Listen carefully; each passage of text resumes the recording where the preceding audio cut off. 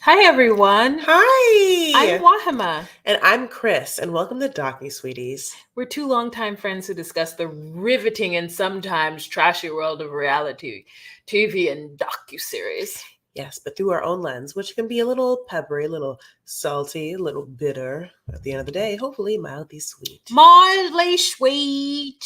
You guys, we're doing Sins of Our Mother, We're honey. doing Son of a Bitch. I know it. Well, listen, honey, it's like she's definitely not nice. So, and definitely the son is the major character, and that son is Kobe. So, this is episode 3 of Sons of Our Mother, and it's called A Mother Knows. Mother knows best, honey. A mother knows where the children's bodies are buried. And she just won't tell, honey. Jeez Louises. All right, so we start off this episode of finding out that the police are starting to put a lot of things together, including a very savvy detective. Don't know his name, but I was happy to see him on my TV screen because he was quite handsome.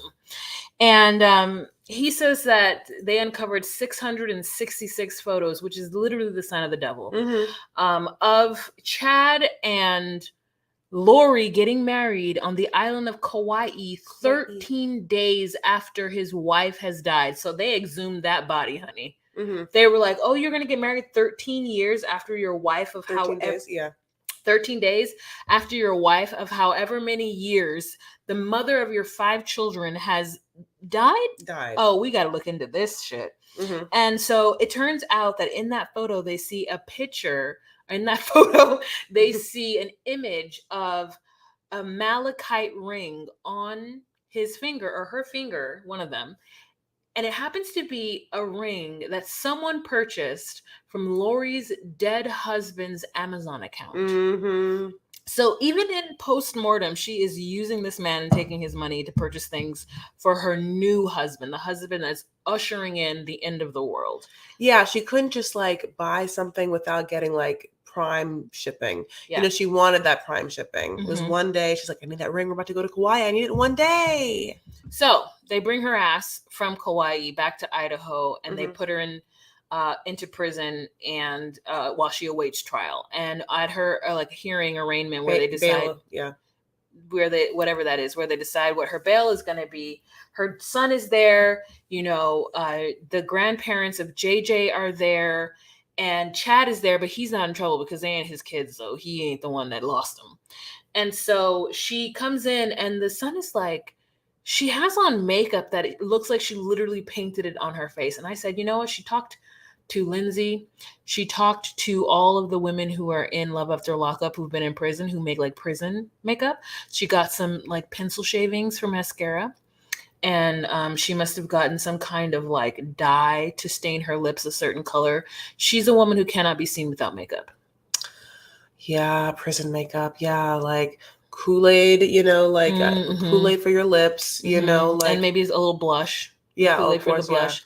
Yeah. I wouldn't put anything on my eyes. I think I'd be too scared. No, I would be absolutely terrified. I'm sure you'd go blind, but they do it. That's what they use. They use like pencil shavings and spit, and like they make an eyeliner out of it and mascara. Oh my god. Yeah, like Lindsay had some crazy ass makeup when she was in prison. So you can't even get Wet n Wild? No. Oh god. It's like contraband. You can't have it. Okay. I mean, I'd rather Wet n Wild over like some, ramen. Something that's not supposed to be, makeup. So she's in court and she comes in smiling because she knows she's done the Lord's work. She's being visited by the angel Moroni. So she's in good spirits. And her son is beside himself. Like, how is this woman walking in this way? How come she didn't make eye contact with me? And then I see her turn around and look at Chad. And I'm like, who the F is that mother effer? How the fuck are you going to turn around and look at this man you barely know? Look at me. I'm your son. What? What the hell have you done? And to my siblings. Yeah, where are they? So then she leaves the court, doesn't look at him, and he ends up giving Chad a death look. And he's like, yeah, I could tell Chad was scared. And I'm like, cowering. Chad is not cowering, okay? He is the harbinger of death. He's an author. So. Yeah. He is an author. That's what they told the police. Do you know Chad Badel? Yeah, I know him. He's an author. So he's written books. So put pen to paper, as they say. Yeah. So you should respect it. Put some respect on his name. Yeah. So basically the judge is like $1 million because you're bananas crazy. Where the hell are your kids? Yeah. Yeah. So they then start to do like a really deep dive of an investigation to figure out where the F these kids are. Yeah. So the FBI gets involved. It's like state to state shenanigans. They're starting to put all the deaths together. They want to know how this person died, how that person died. And then they do like pinging based on like text messages to see exactly where people were. When they get a text message that was Chad sent to somebody where he's talking about how he found a raccoon and shot it and buried it in his backyard. Yeah, I'm assuming, I think it was to Lori. Like, they did a really good job, like, going between the texts to kind of understand, like, Alex's relationship with Lori and, like, Lori's relationship with Chad. And, like, Chad is just like, weird thing happened on early morning today, came to face with a raccoon, only took one shot and buried him in the pet cemetery. Yeah. And it turns out that that's Tylee. That was the day after the last known Tylee situation happened, which is that they had gone to Yellowstone National Park together. And so it was like, for some reason, his weird way of telling Tylee's mom that he had killed her daughter. Because listen, this is what we're not explaining to you. Lori and Chad believe that there are people who have dark spirits in them. And at some point, the dark spirit kills or removes the soul of the person that was once there. And now they are zombies. They are people who are possessed by other entities, and they named those other entity different names. So maybe they named Tylee Raccoon. We don't know. But they definitely no longer think of those people. They call them Z, like with the letter Z, like zombies. And so at this point, Chad has decided that JJ was a zombie and so was Tylee, and they were no longer Lori's children. And Lori believed that. And so she allowed 2 of her children to be killed. And one of them was autistic, and they said that he climbed up on the cabinets and climbed up the wall, and that's why they knew he had been taken. And what a family friend says that it broke their heart to hear that, because easily he could have been just repeating words and statements over and over again, because that's what he did as part of his tic. And so it is just such a super sad situation of a woman who basically loses it, has lost it years before when her oldest son was 8 years old. And it's just like a culmination of holier than thou behavior. And now my children aren't even my children. So I'm justified in hurting them and not taking care of them. And when Colby tries to call his mother in prison and talk to her, she's like, well, what do you think I've done? Your siblings are fine. I didn't do anything. I've protected my children all of my life. They're safe right now. They're safe and happy. They're much safer and happier than they were before. Believe me. Yeah. I mean, she's just she's gone. Yeah. So basically, Lori's family is top to bottom, just messy. So obviously, after Lori gets, a $1 million bail, and Chad does not have to be put up for trial yet, but they want to exhume his ex-wife Tammy to see what the fuck's up. And when they exhume Tammy, Alex somehow dies or whatever, for whatever reason. We're are we exhuming him and finding out too, whether that's happening or so interesting. But then Janice and then Summer go on TV. Yeah. So Summer is Lori's younger sister and Janice is Lori and Summer's mom. And they go on TV and they just blanket defend Lori. They're like, oh no, she's an amazing mom. No, she's the best. She couldn't do anything like this. She couldn't do anything bad. So there's a reason why this is happening and we're going to find out. But our family's great. Yeah.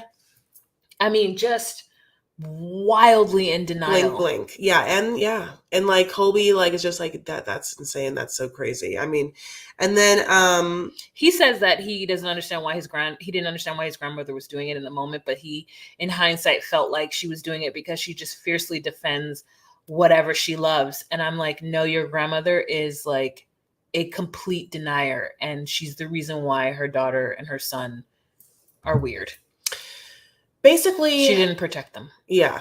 basically the police have access to the texts, and then because of the warrants, and that they got to like unleash, and so they got the Chad Daybell text about the raccoon, so they knew that something could have been like weird that happened on the property. So then they get a property warrant for the ranch, and when they go to the ranch, they do an extensive check of the outside property, and Chad at that time is texting Lori like, well, they're at my ranch, they're outside. He calls her. She's in prison. Yeah. They're outside. They're looking outside. So that's where they are, I would say. She's like, okay, but how are you? And he's like, I'm okay. We'll find out. Yeah. But I love you. It's so awkward. So guess what they find, which is human remains, and JJ's and Tylee's, like both. Just like babies and bones and babies, just like, and definitely for JJ, he's in this like red pajama, and they had a picture of him the night before. So like they knew that was it. And then Tylee, of course, too. I think Tylee was killed first, then JJ later. So I'm not quite sure if that's I think that it was JJ first and then Tylee, or they got separated, because remember at some point they fake put, or Alex, a family friend, Dave Warwick, okay, ended up seeing JJ in red pajamas, and Alex had brought him in, and it looks like he was asleep, and he was like laying on his uncle. His uncle had brought him in and brought him to sleep. The theory is that he actually was dead at that time. And so it is just like, who knows what these adults did to these children, these adults who, and here's the truth. I honestly think that Chad he's crazy. Right. But like, I think he's just like a narcissist power control person. I think that Lori has actually got some mental health issues. And I think that she doesn't truly understand what happened. I think that Chad 100% knows that he killed those children. I think Lori is like, no, he didn't kill children. The children are already gone. Like, I think that she's in a far mental space. I mean, I think they're both cuckoo together, and like just like serial killers that like have the same belief patterns. But even like the weird thing is, I see what you're saying in that it's specifically, it's one thing. It's specifically his belief pattern, which he for some reason has the ultimate line to God, and why he's going to be like part of the people that's like just is calls the shots for the 144-000. But at the same time, that whole concept is like somewhat, as we said, available to many different sects of Mormonism. Like, it's not so crazy. Like, there are other authors that were just also writers that were like, it's not the same, but it was basically the exact same as she that was like, well, God's still in charge. And at some point, Chad was like, Chad's in charge. Yeah. God meeting Chad Daybell. Chad Daybell is such like a crazy name. It sounds very much like, well, have you met Chad Daybell? It's like such a kind of name, and he looks crazy all the time. But he just like, listen, the minute that he met Lori, he was into it. Like, their text from them when they first met, it was like sexually charged. Like, they just had that kind of meeting where it was like, God put you in front of me, and we've known each other before. And she was like, blink, blink. Yes, he has, honey. And like, we're gonna bone so good tonight for the rest of our celestial lives together. Like, they just feel like some crazy soul mate, psychotic, just sociopathic connection. What are those? Yeah, I really wish that I could listen to Feel the Fire, because anybody who would create a podcast, a religious podcast, where like we tried to find it, we couldn't find it. The main theme is like purgatory, or the main theme is like living fire, like the fire of the Lord. Like, I don't understand why people want their God or their religion to be hurtful. Also, their personalities and the way they talk during the podcast would only be described as something akin to this. Yeah, it's because they have the light of the Lord in them. And so why would they ever have to modulate the way they sound? Because they want you to feel comfortable, and they want you to know that they're in control and that they're happy. And so when they smile, you're going to hear it in their voices.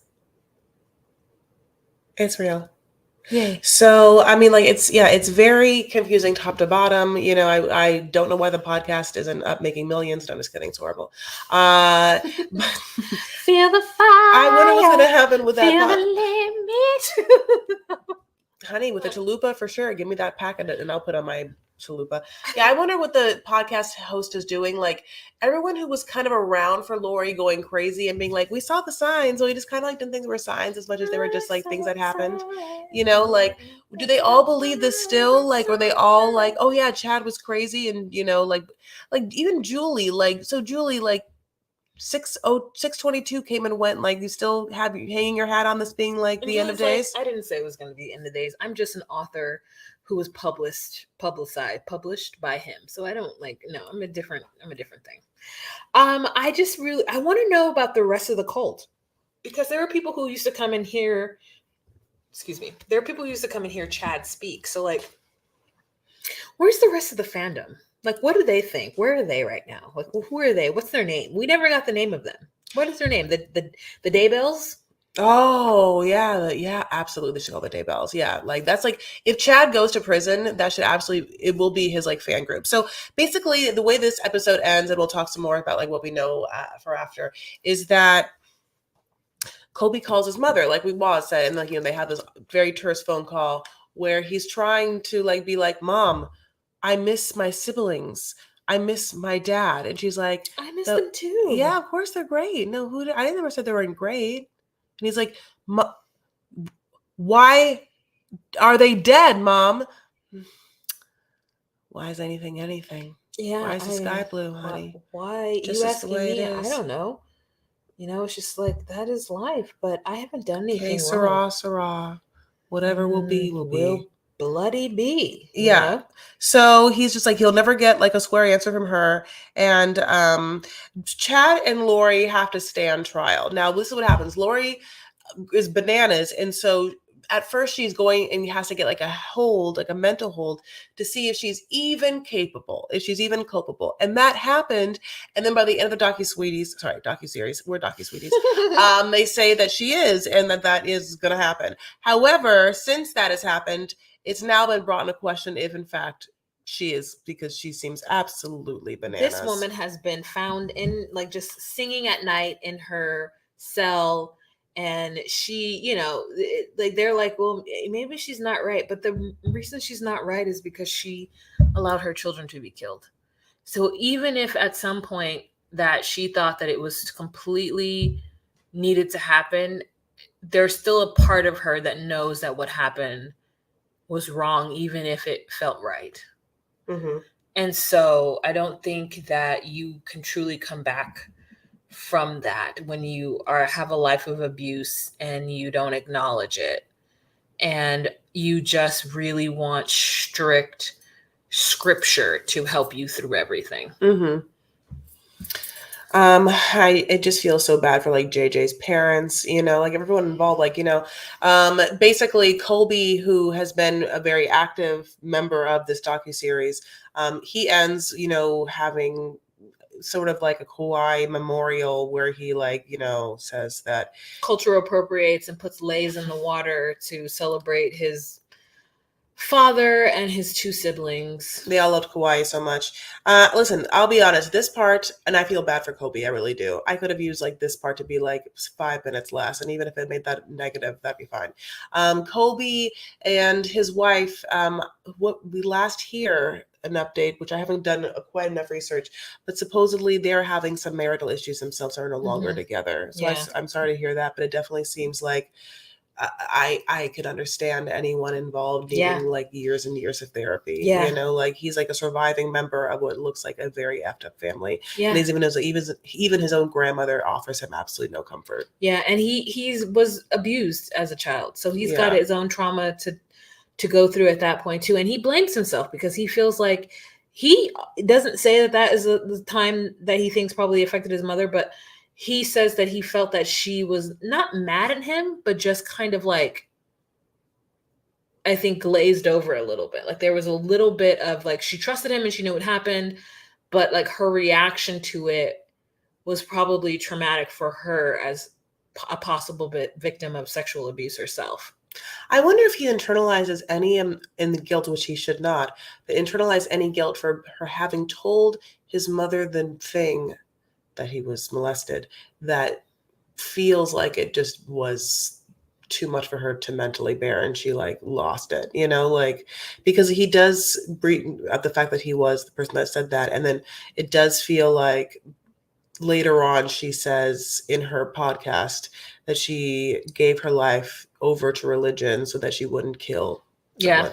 So you know, there's so much to unpack there for years, and I just can't even imagine the trauma and you know, horror of being involved in any sort of that situation like that. I take this to mean that you truly don't know what people are going through. And I mean, I'm not saying that I'm somebody that you should come to if you're having a problem, but I'm saying that, like, you just don't know. And I wish that there were more people to help those in need. I wish that there were services that were more readily available for those in need, because there are a lot of people in need, you know? Yeah, I just love you being like, I'm not saying I'm the person that you should come to. In fact, I would say don't come to me. I have like a lot of, I'm busy. Yeah. And there's just like other numbers, you know, God bless. I can't even open up emails. Like I won't even get back to text from people I like. I don't like it. I don't like it. I don't need to know your personal business. I'm not the person to hear it. I'm not a victim of abuse in that manner. And like, I'm not the person. People think that I'm the person, and I'm not. I'm not the person. I'm not a professional. I don't know how to handle that information. I'm too much of an empath, so I can sit with you for a minute, but then I have to like go about my day. It's going to stick with me for a very long time, which I get. Like, I don't mind to take on your trauma, but at the same time, I have things to do. So it's just like, it's got to make sure that's like on my schedule, you know? Yeah. And I just wish that there was more services. I wish that the United States, or states in general, provided therapy free to a certain extent, or provided some services to a certain extent to help those who truly need it.